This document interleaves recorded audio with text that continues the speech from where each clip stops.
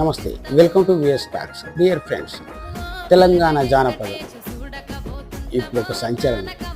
ప్రజలు తమ కష్టాన్ని మర్చిపోవడానికి, తమ ఉద్యమాన్ని వ్యక్తీకరించడానికి, తమ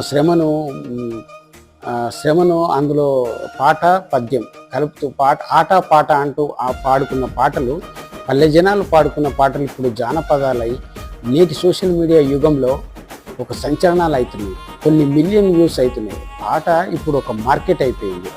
అది ఎంతోమంది యువతికి కూడు గుడ్డు పెడుతూ ఉద్యోగాన్ని ఇస్తూ ఒక ఉపాధి కల్పనగా మారింది. ఇప్పుడు ఒక తెలంగాణలో ఒక ఇండస్ట్రీ అనేది ఏర్పడింది. అది ఆల్టర్నేటివ్ ఇండస్ట్రీగా ఏర్పడింది.